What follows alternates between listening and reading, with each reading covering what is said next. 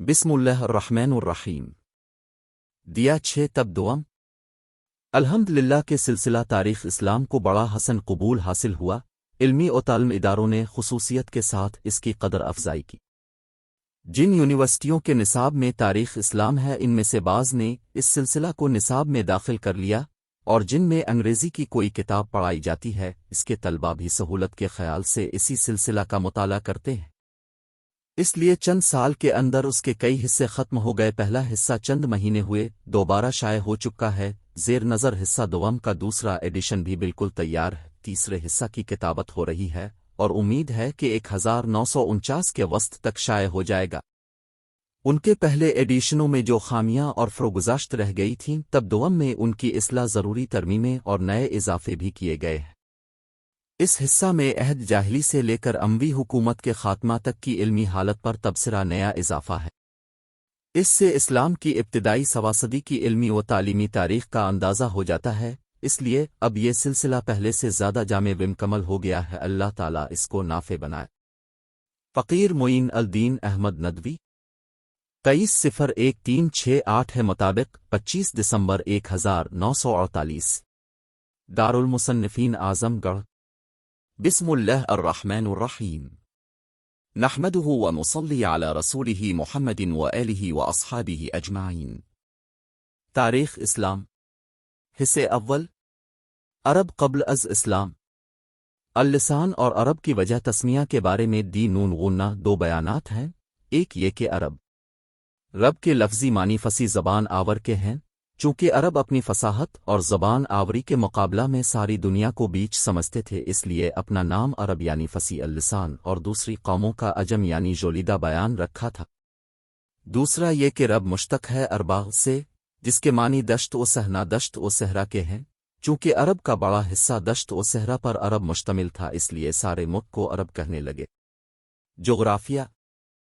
جغرافیائی شکل کے اعتبار سے عرب جزیرہ نما ہے، جس کے 3 طرف پانی اور ایک سمت خشکی ہے۔ مغرب میں بحیرہ قلزم آبنائے سویز اور بحیرہ روم ہے، مشرق میں بحر ہند خلیج فارس اور بحر عمان، جنوب میں بحر ہند۔ شمال کی حدود بہت مختلف ہیں، بعض جغرافیہ دان شام تک اس کی حدود کو وسعت دیتے ہیں۔ عرب کی اب تک باقاعدہ پیمائش اور مردم شماری نہیں ہوئی ہے، لیکن تخمینی رقبہ 12 لاکھ مربع میل ہے، جو جرمنی اور فرانس سے 4 گنا ہے، اور آبادی 1 کروڑ کے قریب ہے۔ ملک کا بڑا حصہ ریگستان و صحرا پر مشتمل ہے۔ ملک بھر میں پہاڑوں کا سلسلہ پھیلا ہوا ہے۔ عراق، یمن اور شام کے خطے شاداب و درخیز ہیں۔ محل وقوع کے اعتبار سے ہر مقام کی آب و ہوا جدا جدا ہے، لیکن عموماً گرم خشک ہے۔ قدیم تاریخ۔ عرب لسانی تقسیم کے اعتبار سے سامی ہیں۔ مورخین نے انہیں 3 طبقات پر تقسیم کیا ہے: عرب باندھ، عرب آربا اور عرب مسترب۔ عرب باندے وہ قدیم طبقہ ہے جو تاریخی دور سے ہزاروں سال پہلے مٹ چکا تھا۔ عاد و سمود کی تو میں اسی طبقہ سے تھیں۔ اشعار عرب اور بعض الہامی صحیفوں کے علاوہ کسی تاریخ سے ان کے حالات کا پتہ نہیں چلتا۔ عرب آربو کی، جو قحطنی کہلاتے ہیں، تاریخ موجود ہے۔ یہ لوگ یمن کے آس پاس آباد تھے، یہی لوگ عرب کے اصل باشندے ہیں، اور عرب کی قدیم تاریخ انہی سے وابستہ ہے۔ عرب میں ان کی بڑی بڑی اور ترقی یافتہ حکومتیں تھیں۔ ان کے عظیم الشان محلات کے کھنڈرات اب تک عرب میں پائے جاتے ہیں، جو ان کے دنیاوی جا وجلال کے شاہد ہیں۔ تیسرا طبقہ عرب مستربہ کا ہے۔ یہ حضرت اسماعیل نے علیہ السلام کی نسل سے ظاہر ہوا۔ ظہور اسلام کے وقت یہی 2 طبقے عرب میں تھے، اور اسلام کی ابتدائی تاریخ انہی سے وابستہ ہے۔ بعثت ابراہیم علیہ السلام۔ عرب کی دینی تاریخ کا آغاز حضرت ابراہیم علیہ السلام سے ہوتا ہے۔ حضرت ابراہیم علیہ السلام سے پہلے سارے عالم میں گمراہی اور ضلالت چھائی ہوئی تھی۔ روئے زمین پر ایک قوم بھی خالص اللہ واحد کی پرستش کرنے والی نہ تھی، انسانوں کو معبودی کا دعویٰ تھا۔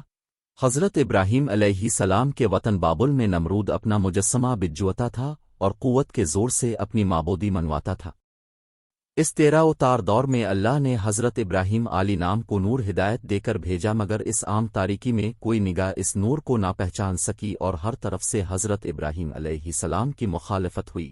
نمرود نے آپ کو آگ میں ڈلوایا، اعزا خاص نے مخالفت کی باپ دشمن بن گیا، اس لیے اب ترک وطن کر کے مصر چلے گئے۔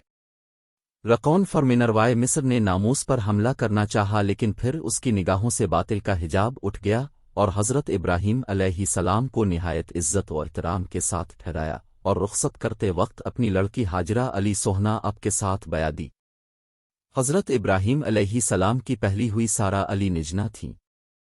ان کے بطن سے حضرت اسحاق علیہ السلام پیدا ہوئے اور حضرت حاجرہ علی سینہ کے شکم سے حضرت اسماعیل علیہ السلام۔ حضرت سارہ علی نہ پہلی بیوی تھیں، اس لیے وہ حاجرہ اور ان کی اولاد کو اچھی نظر سے نہیں دیکھتی تھیں اور ماں بیٹے دونوں ان کی نگاہ میں کھٹکتے تھے، چنانچہ ابھی حضرت اسماعیل علیہ نام بچہ ہی تھے کہ حضرت سارہ ہی بنانے حضرت